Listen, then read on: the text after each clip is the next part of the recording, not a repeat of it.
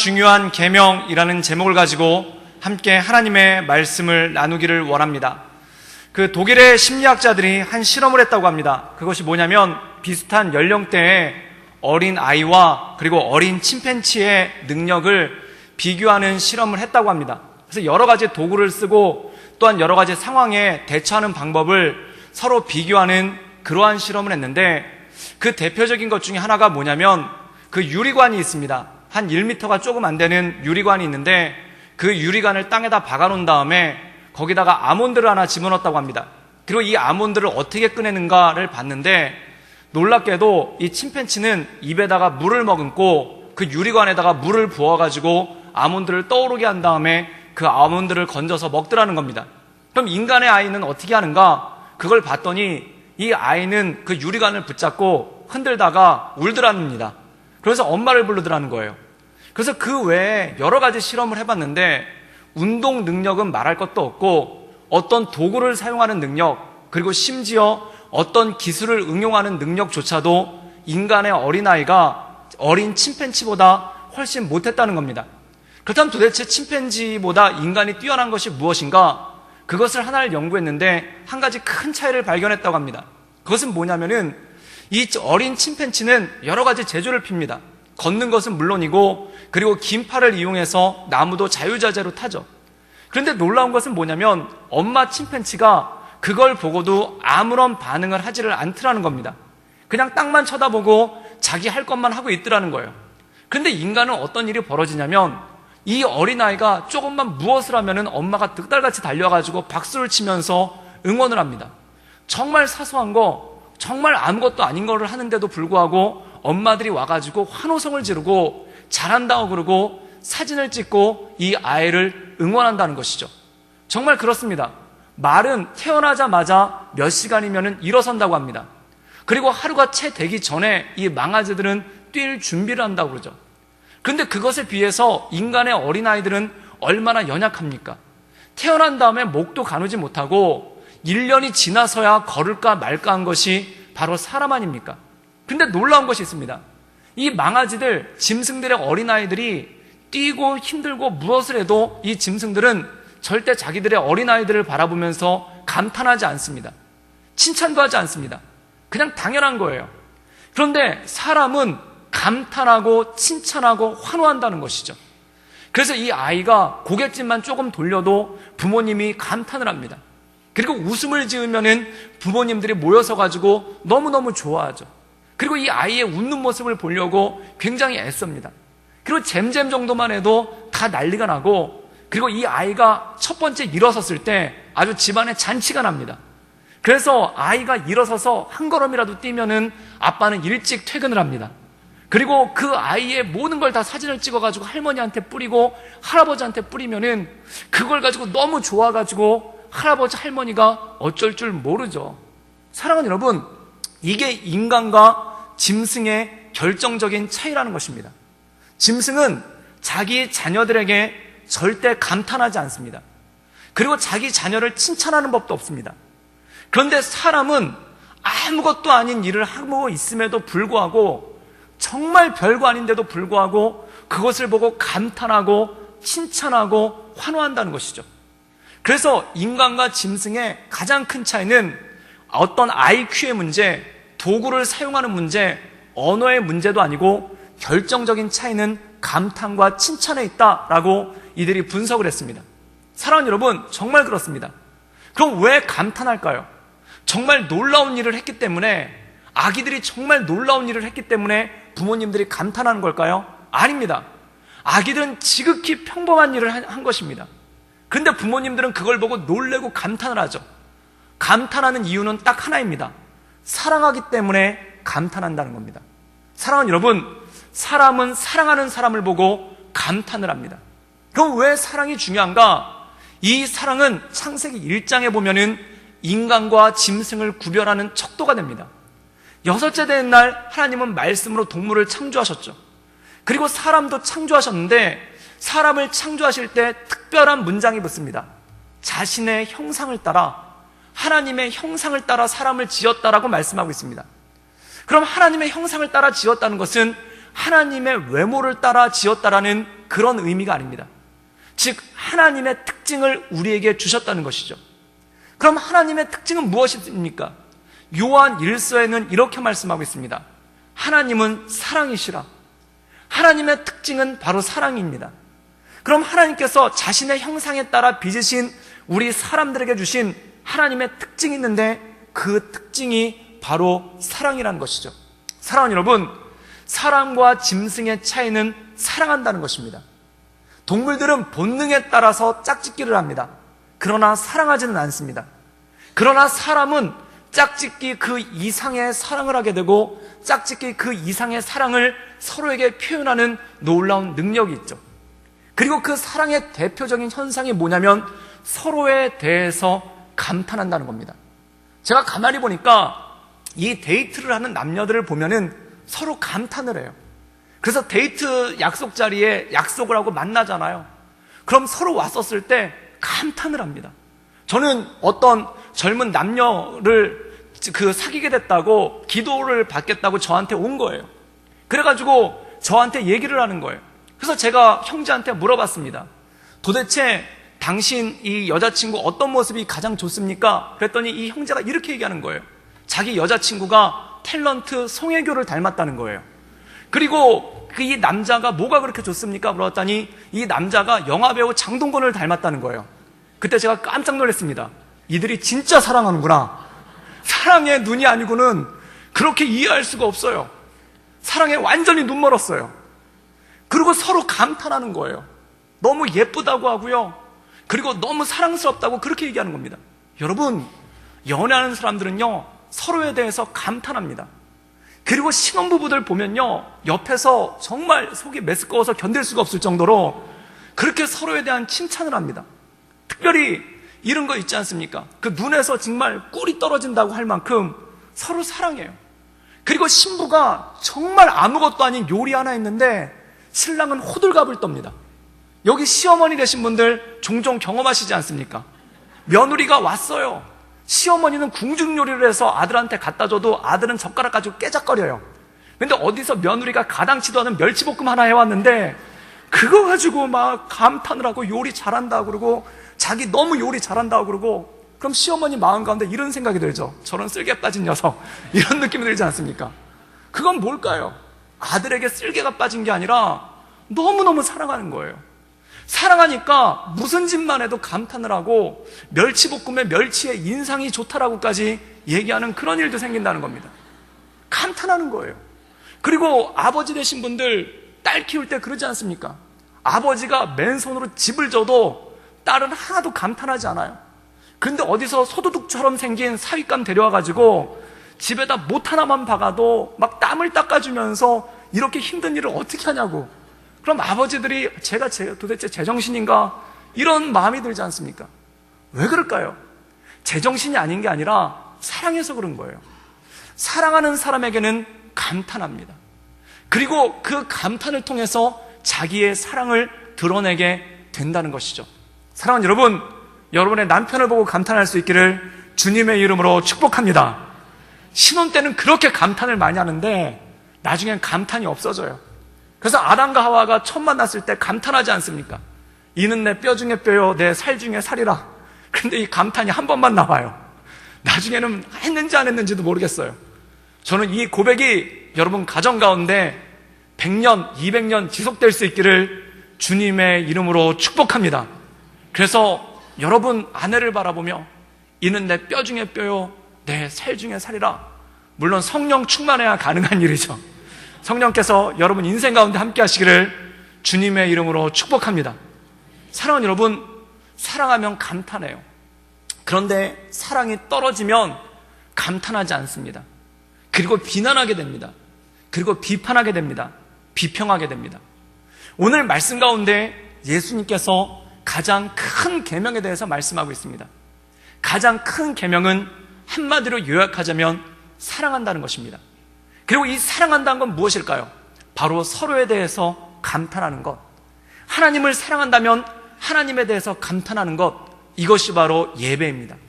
그리고 내 이웃을 내 몸과 같이 사랑한다면 우리 이웃을 보고 감탄하고 그를 향해 칭찬할 수 있는 능력, 잘하기 때문에 감탄하는 것이 아니라 사랑하기 때문에 감탄하는 것입니다.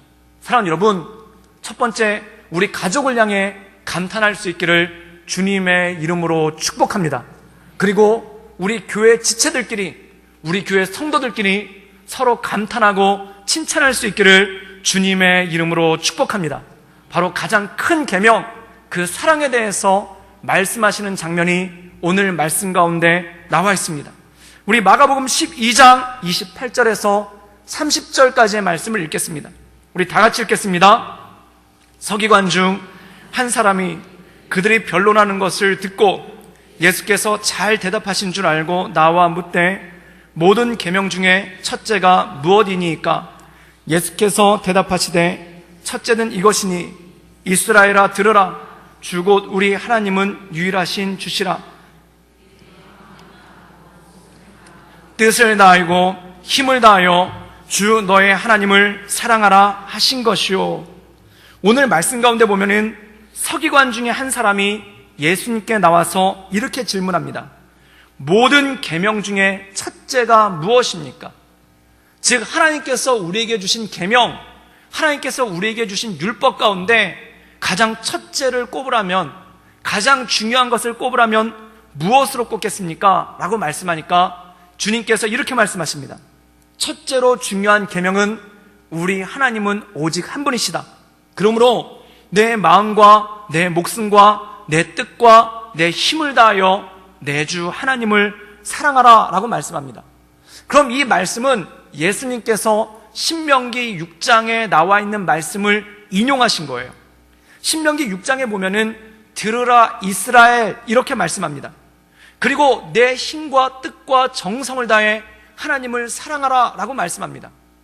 그리고 이 하나님을 사랑하는 방법에 대해서 우리에게 말씀해주고 있는데 첫 번째 이렇게 말씀합니다. 너는 이 명령들을 내 마음에 새기라. 하나님의 말씀을 마음에 새기라는 거예요. 두 번째, 자녀들에게 이것을 가르치라는 것입니다. 너희가 집에 앉아있을 때나 길을 걸을 때나 누울 때나 일어날 때 그들에게 말해주라는 것입니다. 그리고 세 번째로 너는 그것을 내 손목에 베고 이마에 둘르라고 합니다.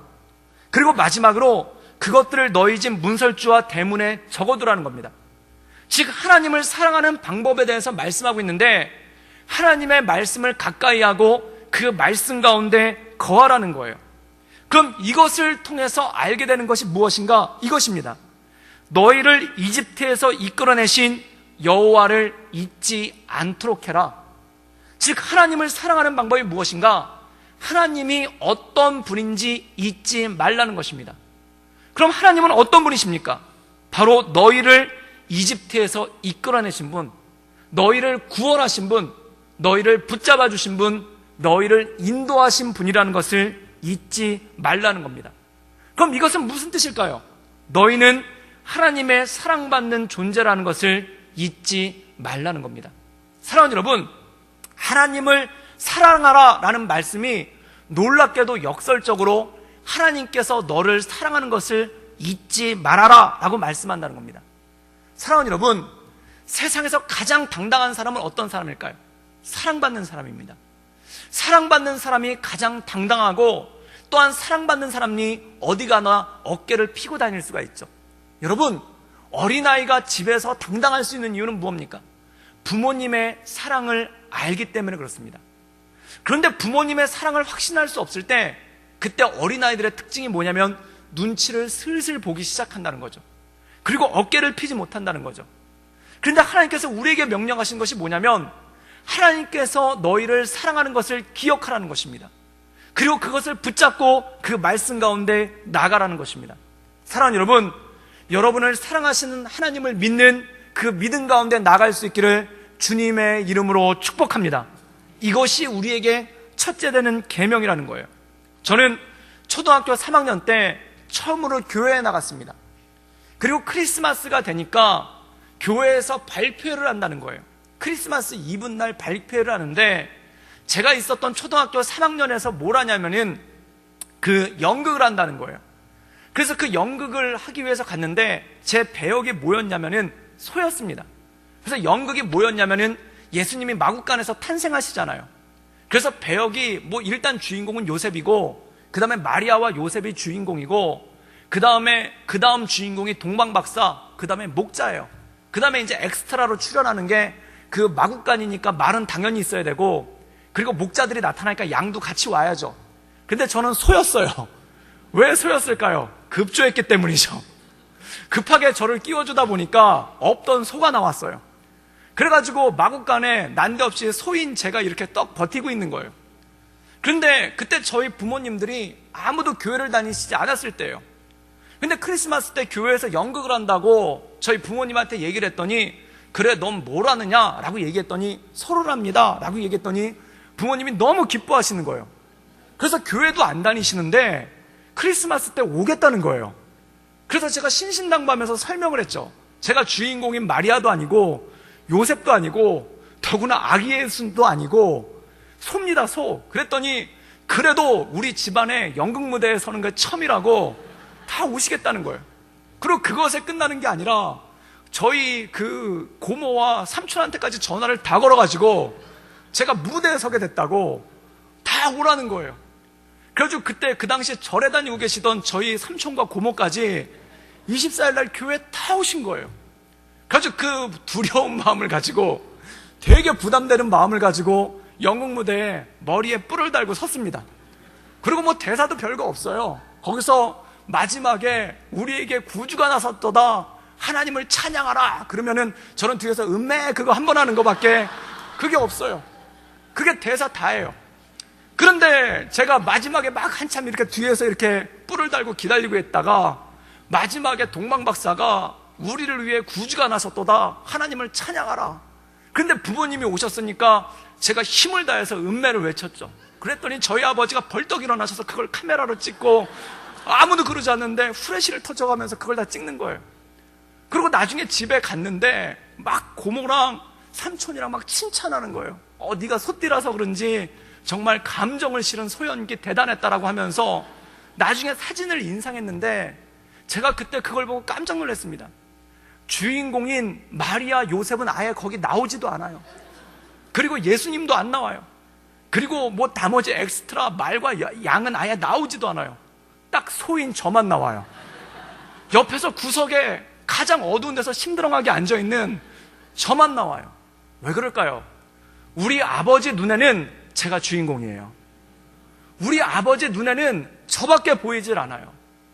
우리 아버지 눈에는 제가 그 무대에서 무슨 역을 맡았는지, 거기서 내가 무슨 배역인지 그건 중요하지가 않은 거예요. 내 아들이 저기 섰다는 거, 내 아들이 저기 있다는 거, 그것만 중요해서 사진을 찍었는데 그 사진에 아버지의 시각이 그대로 나와 있는 거예요. 그 중심에 딱 저만 있는 거예요. 이건 뭘까요? 우리 아버지의 관점입니다. 내 눈에는 너만 보여. 내 눈에는 너밖에 없어. 내 눈에는 너만 있어. 네가 그 무대에서 어떤 역할을 맡았든지, 네가 그 무대에서 어떤 역을 하든지 그건 중요하지 않아. 내 눈에는 너만 보여. 이게 바로 우리 부모님의 관점이 아니었겠습니까? 사랑하는 여러분, 이것이 우리를 사랑하시는 하나님의 관점인 줄 믿습니다. 말씀은 이렇게 말씀하신 거예요. 나는 너만 보여. 네가 이 땅에서 무엇을 하고 살든지, 네가 이 땅에서 어떤 위치에 있든지, 네가 이 땅에서 어떠한 모습을 가지고 살든지 나는 너만 보여 라고 말씀하는 것이 바로 이 말씀이라는 것입니다.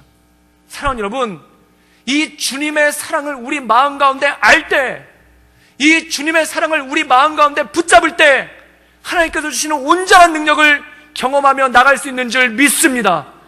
그 사랑 가운데 거하라는 거예요. 가장 큰 계명, 가장 중요한 계명은 이것이다. 내 마음과 뜻과 힘과 정성을 다하여 내 하나님 여호와를 사랑하라.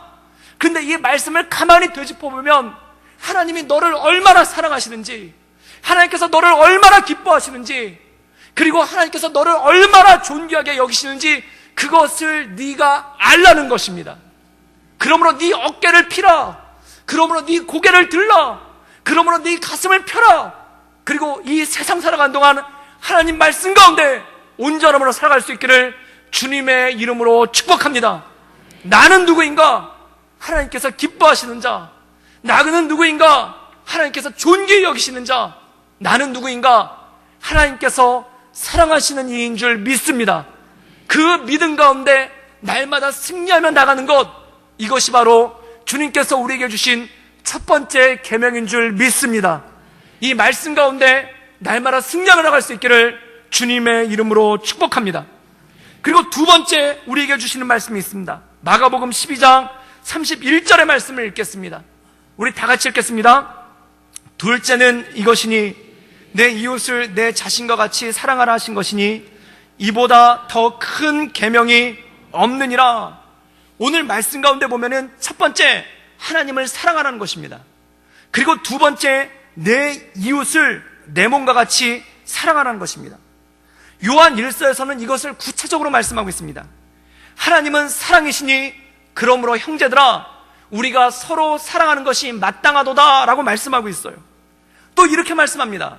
눈에 보이는 형제를 사랑하지 못하는 네가 어떻게 눈에 보이지 않는 하나님을 사랑할 수 있느냐라고 우리에게 말씀하고 있습니다. 이것은 무엇일까요? 하나님 사랑과 이웃 사랑이 별개가 아니라는 것입니다. 어떤 사람이 하나님은 정말 사랑하는데 이웃은 사랑하지 못해요. 이것은 완전하지 않다는 겁니다. 또 반대로 얘기하면 이것입니다. 하나님에 대한 온전한 사랑 없이 이웃을 사랑할 수가 없다라는 말씀이죠. 그렇다면 다른 사람을 사랑한다는 것은 무슨 뜻일까요? 여러 가지 의미가 있습니다. 연약한 이들을 돕는 것 사랑입니다. 또한 외로운 이들을 찾아가는 것 사랑입니다. 또한 구제하고 어려운 이들을 섬기는 것 역시 뜨거운 사랑입니다. 그런데 그것보다 더 근본적인 것이 있습니다. 그것이 뭐냐면 다른 사람과 동역할 수 있다라는 것입니다. 주님의 사랑으로 나와 다른 사람과 나와 어울리지 않을 것 같은 사람과 그리고 나와 맞지 않는 사람과도 동역할 수 있는 능력이 그 안에 생긴다는 것이죠. 전에 교육전도사로서 고등부에서 사역을 잠깐 한 적이 있습니다. 그런데 고등부에서 사역을 하다 보면은 항상 라이벌 부서가 있는데 그 부서가 어디냐면은 바로 중등부예요. 왜냐하면 같은 청소년 사역을 한다라는 그 겹침이 있기 때문에 둘이 되게 신경을 쓰면서 사역을 해요. 근데 이 라이벌 의식이 목회자에게만 있는 것이 아니라 부서 전체에 있습니다. 그래서 선생님들 중에서도 보면은 이 중등부에 대해서 의식하시는 분들이 굉장히 많죠. 근데 그 당시에 2000년도 초반이었는데 청소년 사역에 대한 붐이, 청소년 사역에 대한 주목이 굉장히 컸어요. 그래서 청소년이 부흥하는 교회, 청소년이 활발한 교회, 이런 교회에 대한 세미나가 굉장히 많았죠. 근데 그때 특징이 뭐였냐면은 문화사역이라는 이름으로 청소년 사역이 막 붐을 일으킬 때였습니다. 그래서 청소년 예배는 열린 예배를 드려야 된다. 그리고 청소년 예배 때는 CCM을 불러야 된다. 그리고 청소년 예배 때는 문화적인 감각이 있는 문화사역을 해야 된다. 그래서 뭐 연극식 예배, 뮤지컬 예배, 영상으로 보는 예배, 이런 예배가 그때 한창 유행할 때였어요. 근데 제가 그거에 별로 감각이 뛰어나지 않으니까 그냥 고민을 하고 있었죠. 그래서 제가 고민하고 있는 사이에 중등부에서 선수를 친 거예요. 그게 뭐냐면 중등부에서 친구 초청 예밤을 했는데 뮤지컬 예배를 드린다는 거예요. 그래서 이 중등부 학생들이 한 달 동안 열심히 뮤지컬을 연습했는데 그 뮤지컬 이름이 뭐였냐면 떡볶이였어요. 그래가지고 토요일 날 이 저녁에 이 친구 초청 예배를 드렸는데 결과가 놀라웠어요. 100명이 넘는 새가족이 왔고 그 중에 50명이 넘는 결신자가 생겼다는 겁니다. 그래가지고 교회에서 난리가 났어요. 그래서 교회 신문에도 얘기가 나오고 담임 목사님이 설교하다가 중등부에서 이런 일이 있었다고 얘기를 하고, 그리고 권사님과 장로님들이 중등부 그러면서 막 칭찬하신 거예요. 고등부에서 난리가 났어요. 이걸 어떻게 해야 되나. 그래가지고 고등부 선생님들이 회의를 하는데 다들 막 의욕들이 넘치는 거예요. 그래서 중등부가 했으니 우리가 해야 된다. 우리가 하면 더 잘할 수 있다. 그리고 꼭 해야 된다. 그래서 선생님들의 분위기에 힘입어서 저도 책상을 딱 치면서 맞습니다. 우리도 이대로 할 수는 없습니다. 그래가지고 이 친구 초청 행사를 기획을 한 거예요. 그래가지고 고등부도 뮤지컬을 만들어서 이 친구 초청 행사를 했는데 그 뮤지컬 이름이 뭐였냐, 깍두기였어요. 그래서 약간 떡볶이를 따라한 듯한 깍두기, 약간 비슷하게 한 거예요. 그래서 애들을 연습을 시키고 그리고 홍보를 열심히 했죠. 그리고 우리도 똑같이 토요일 날 저녁에 하기로 했는데 몇 명쯤 올 것 같나 알아봤더니 친구를 한 100명쯤 데려온다는 거예요. 그래서 별로 문제는 없겠구나. 그래서 100명이 올 거를 대비하고 그거를 열심히 준비를 했죠. 그런데 막상 그날이 됐습니다. 100명이 안 왔어요. 30명도 안 왔어요. 그때 간식으로 준비한 햄버거가 100개였는데 그걸 애들한테 3개씩 줬어요. 애들은 뭐 신났죠. 그리고 뮤지컬을 시작했는데 얼마나 그 연습한 것만큼 안 되든지 1시간 동안 얼마나 지루하고 1시간 동안 얼마나 힘든지 안 되는 거예요. 그냥 한마디로 망한 거예요. 이게 끝났는데 애들이랑 눈을 서로 못 맞추시겠더라고요. 고등부 교사들끼리 서로 눈을 못 맞추겠더라고요. 한마디로 말해서 쫄딱 망한 거예요. 그때 집에 돌아오면서 2가지 생각이 들었어요. 첫 번째, 남 한다고 따라하면 망한다. 그 다음에 2번째, 경쟁하는 마음으로 사역하려고 하면 망한다.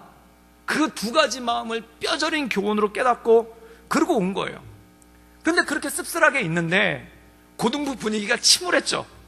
근데 그렇게 씁쓸하게 있는데 또 다른 문제가 발생을 했어요.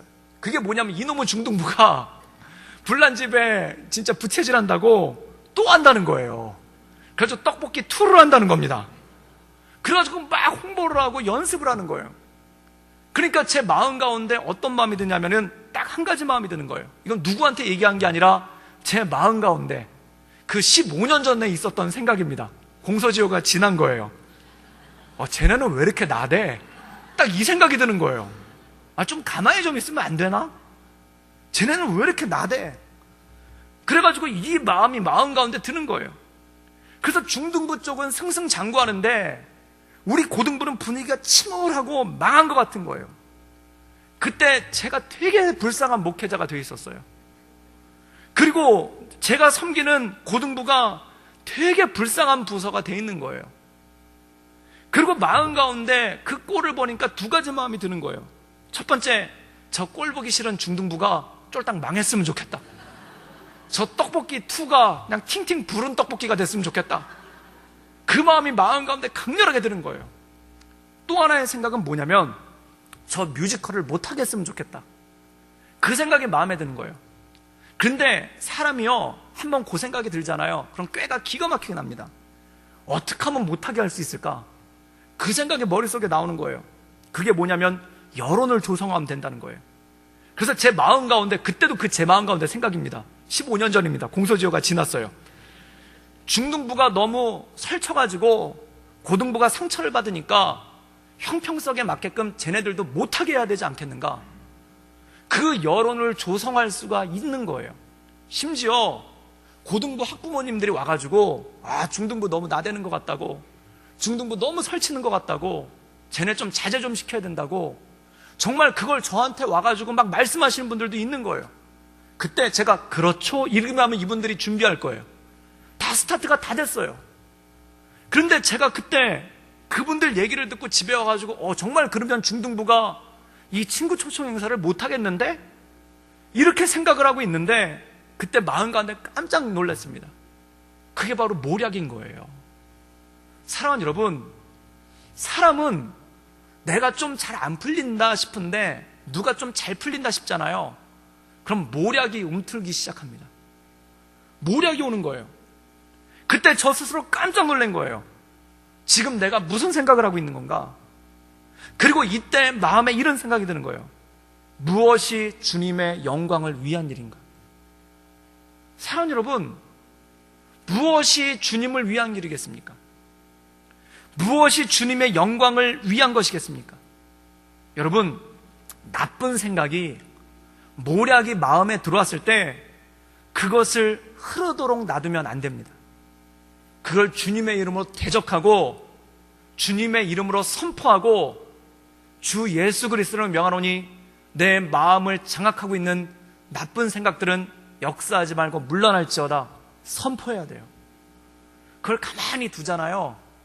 그럼 얘가 마음에서 흘러서 처음엔 샘물이 되는데 나중엔 강물이 되고 나중엔 바다가 돼버려요. 그래서 나중에 내가 그 안에 빠져가지고 헤어나오지를 못하게 됩니다. 진짜 이 생각을 가만히 두니까 제가 어느 순간에 열등감에 화신이 돼 있는 거예요. 또한 이게 저뿐만 아니라 우리 고등부 선생님이, 그리고 우리 고등부 학생들까지도 거기에 다 감염이 돼가지고 열등부에 확신이 돼 있는 거예요. 그래서 어떻게 하면 중등부를 비방할 수 있을까? 어떻게 하면 중등부를 못하게 할 수 있을까? 그것에 모두가 다 대동단결이 된 거예요. 그게 고등부의 비전이에요. 그때 깜짝 놀랐습니다. 이걸 끊어야 되는구나. 사랑하는 여러분, 어느 순간에 우리 고등부는 늘 기도했어요. 이 땅의 청소년의 부흥을 위해서, 이 땅의 청소년의 부흥을 위해서 주님, 이 땅의 청소년들을 회복시켜 주십시오라고 기도했어요. 그런데 어느 순간 비전이 바뀌어 있는 거예요.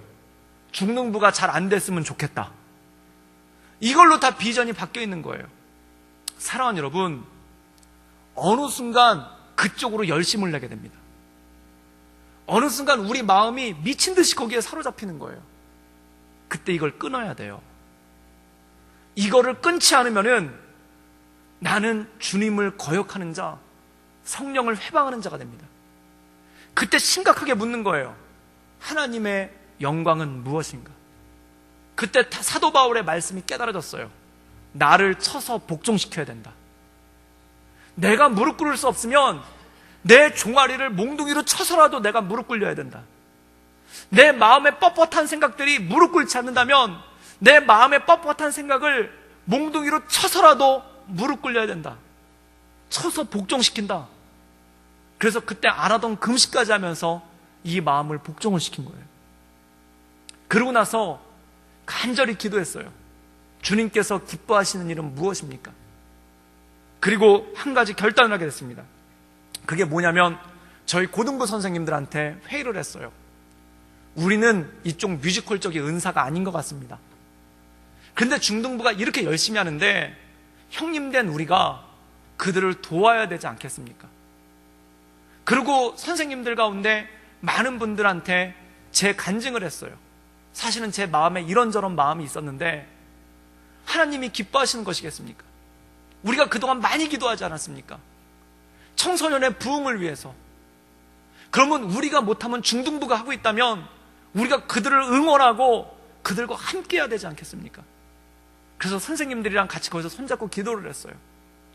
그리고 중등부 전도사님과 부장집사님을 찾아가서 이런 말씀을 드렸습니다. 중등부가 잘하기를 우리가 돕겠습니다. 그래서 중등부가 여기서 뮤지컬을 하면은 그때 우리 고등부가 안내를 서고 간식을 준비하고 그리고 주차 안내를 하고 그리고 무대를 만들어주고 그리고 의자를 잘 깔아줘가지고 전도되는 애들이 잘 올 수 있도록 우리가 섬기겠습니다. 그걸 섬기고 온 거예요. 그러고 했더니 그쪽에서도 놀랬어요. 그래서 중고등부가 연합으로 그 친구 초청에 밤을 했습니다. 너무 잘 끝났어요. 너무 행복하게 잘 끝났어요. 그리고 너무 많은 사람들이 그때 결단하고 죽게 나오게 되는 걸 봤어요. 그래서 그때 마음 가운데 깨달았습니다. 하나님이 기뻐하시는 일은 무엇인가? 그래서 제가 그때 저의 은사를 발견했습니다. 아, 나는 앞에 나서서 뭐 하는 것보다 뒤에서 섬기는 거를 훨씬 잘하는구나. 의자 깔아주는 거, 안내해주는 거, 그리고 이 사람들이 잘할 수 있도록 분위기 만들어주는 거, 이걸 잘하는구나. 그래서 그걸 하기로 했어요. 그리고 5년 동안 그 고등부 사역 외에도 다른 사역을 하고 다른 교회에서 섬기게 됐는데도 그걸 열심히 했습니다. 그런데요, 한 5년이 지나니까 마음 가운데 또 이런 생각이 들어요. 그게 뭐냐면 남들은 다 앞서가고 있는데 지금 나만 뒤처지고 있는 거 아닌가? 남들은 주목받고 있는데, 남들은 인정받고 있는데 나만 늘 음지에 있는 게 아닌가? 그러니까 어느 순간 마음이 또 침울해지는 거예요. 그래서 이놈의 의자는 언제까지 깔아야 되나? 이런 생각 들고, 이놈의 섬김을 언제까지 섬겨야 되나? 그 생각이 들기 시작하는 거예요. 그래서 또 한번 마음이 침울해 있는데 그때 제가 너무나 존경하는 김사무엘이라는 목사님이 계십니다. 지금 돌아가셨어요. 이분은 굉장히 사역을 열심히 하던 선교사님이에요. 일본과 중국에서 정말 중국의 문이 열리기도 전에 미국 시민권을 가지고 거기서 선교하셔서 교회를 20개 이상 지으신 분이에요. 그런데 이분이 이제 선교사로 은퇴를 하고 한국에 들어오셨는데 2003년도에 미국과 이라크가 전쟁을 하지 않습니까? 그때 이분이 바그다드에 있는 교회를 재건하고 싶다라는 그 비전을 가지고 그 적지 않은 연세에 그 전쟁터 바그다드를 간 거예요. 그래서 거기서 후세인 정권 시절에 무너졌던 교회를 재건하는 그 사역을 하셨어요. 그리고 그 사역을 하다가 이분이 척추암이 걸려가지고 급하게 미국으로 돌아오셔서 수술을 받으셨죠. 그리고 그 수술을 받으신 다음에 회복하지 못하고 소천하셨어요. 근데 그분이 그 병상에 있으면서 저희 교회, 제가 먼저 섬기던 교회와 인터뷰를 했었는데 전화로 간증을 하나 하신 게 있어요. 그 전화 내용을 갖다 녹음해가지고 저희가 선교 집회를 했었는데 그때 그 전화 녹음 내용이 나온 거예요. 설교 대신에 그 전화 녹음 내용이 나온 거예요. 근데 거기서 그분이 뭐라고 하시냐면 수술실에서 마취가 깨는 순간 사람이 그 마음속에 있는 얘기가 나온다고 하지 않습니까? 그런데 이분이 수술실에서 마취가 깨는데 그분의 첫 마디가 그것다고 그래요. 여기 바그다드죠? 라고 그랬다고 그래요. 그런데 이분이 거기서 수술실에서 깨면서, 회복실에서 깨면서 환상을 보았는데 그 환상이 뭐냐면은 그 바그다드의 교회, 그 전쟁터에 무너졌던 그 교회를 재건하는 그 천막교회에 자기가 뒤에 앉아있더라는 겁니다. 그래서 뭘 하냐면은 예배를 드리기 전에 사모님이랑 둘이서 거기 의자를 날라가지고 의자를 이렇게 깔고서 의자를 다 세팅해 놓고 그 다음에 성도들을 오기를 기다리면서 뒤에 앉아있는데 그렇게 행복하더라는 거예요. 그렇게 행복하면서 주님께 이런 기도를 올려드렸대요. 주님, 내가 뭔데 나를 이렇게 사용해 주십니까? 주님, 내가 도대체 누군데 나를 이렇게 사용하십니까? 그리고 다윗의 시편이 생각이 나더라는 거예요. 내가 궁궐의 거함보다 주님 장막에 문지기로 있는 것이 좋사오니 주님, 나는 너무 행복합니다. 주님, 나는 지금 죽어도 여한이 없습니다. 내가 뭔데 주님께서 나를 이렇게 귀하게 사용하십니까? 그 말씀을 유언처럼 남기고 그리고 돌아가셨어요. 그런데 그 전화 간증, 돌아가신 다음에 유언처럼 된 그 전화로 된 간증을 듣는데 제 마음이 뜨거워지는 거예요. 그래, 열심히 의자 깔아야 되겠다. 열심히 섬겨야 되겠다. 정말 그렇다고요. 주님, 내가 뭔데 교회에서 이러한 사역을 감당하게 하십니까? 도대체 내가 뭔데 주님께서 교회에서 목사로 이렇게 사용하십니까? 주님, 내가 뭔데 주님께서 이 귀중한 강단에서 말씀 전하는 설교자로 세우십니까? 주님, 내가 뭔데 이 예배당에서 엎드리며 이 예배당을 위해 기도할 수 있는 중보자로 삼으십니까? 주님, 내가 뭔데 이 주님의 전을 섬기는 자로 삼으십니까? 너무 행복한 거예요. 그때 알았습니다. 주님 사랑해야지만 서로 사랑할 수 있다는 겁니다. 주님 사랑해야지만 서로 동역할 수 있다는 겁니다.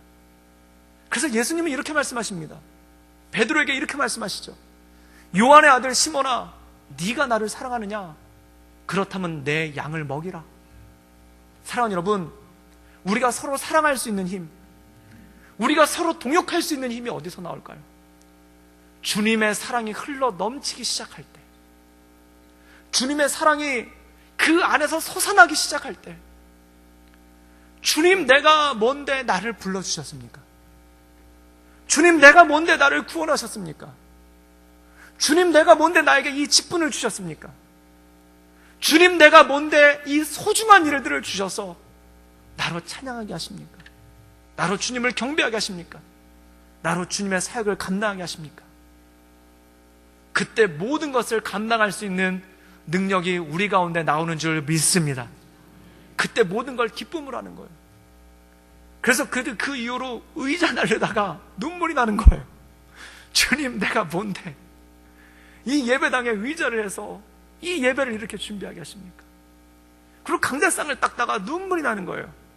그때 우리 교회 그 건축 중에 있어가지고, 먼저 섬기던 교회 그때 공사 중에 있어가지고 예배만 드리면 공사하고 그래가지고 강대상에 막 그 흙먼지가 쌓여요. 그럼 예배 드리기 전에 그 강대상을 닦다가 전에는 짜증이 막 폭발을 하는 거예요. 아, 이거 언제까지 닦아야 돼? 그런데 그 간증을 듣고 난 다음에, 엎드려 기도하고 난 다음에 그 간대상을 닦는데 눈물이 나가지고 닦지를 못하겠는 거예요. 주님, 내가 뭔데 이 사역들을 감당하게 하십니까? 사랑하는 여러분, 우리가 예수님 때문에 이 모든 것을 감당하는 줄 믿습니다. 내 힘으로 사랑하려고 하면 상처받아요. 언제까지 사랑해야 되는 거야? 언제까지 봐줘야 되는 거야? 언제까지 참아야 되는 거야? 그래서 아무것도 못해요. 사랑은 오래 참고가 아니라 오래 벼르게 됩니다. 새게 돼요. 그런데 주님의 사랑이 넘쳐날 때, 그때 그게 더 감사한 거예요. 마음에 상처받을 겨를도 없어요. 마음에 고통받을 겨를도 없어요. 그냥 그걸로 감사한 거예요.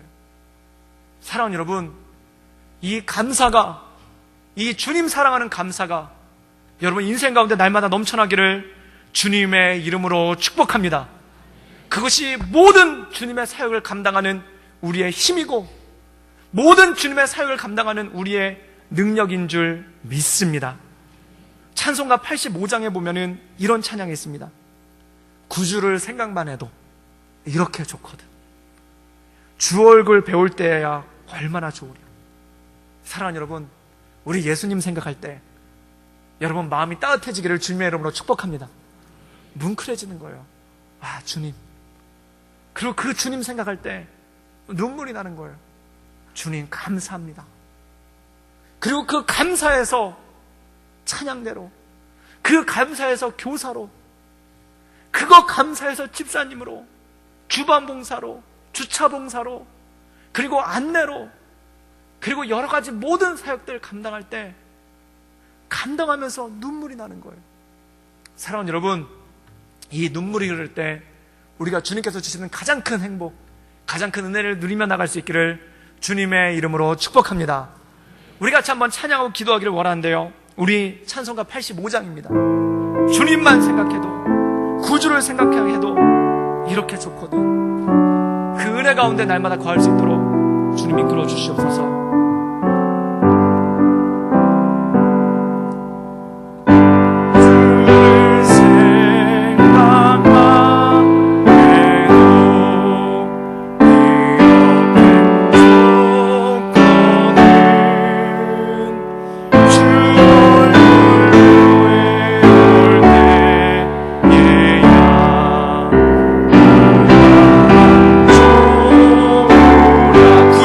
생각만 해도, 구주를 생각만 해도 이렇게 좋거든. 주 얼굴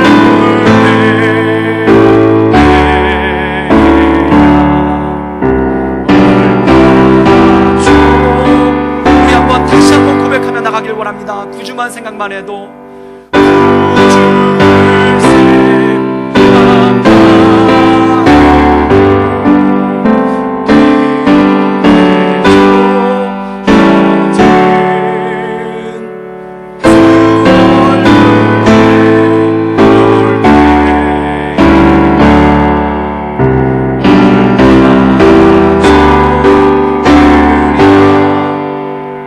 주님을 생각하며 우리 오른손을 가슴에 대고 다시 한번 우리의 목소리로만 한번 찬양했으면 좋겠습니다.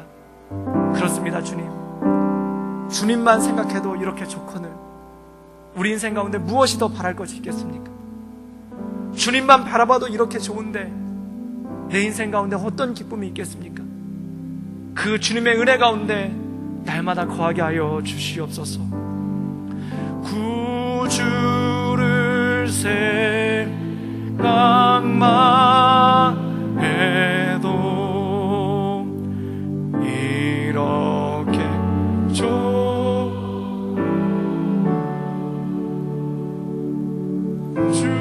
얼굴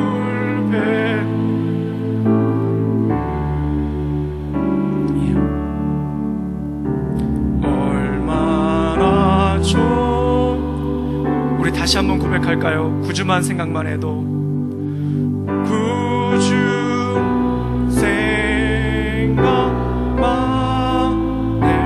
해도 이렇게 좋거든.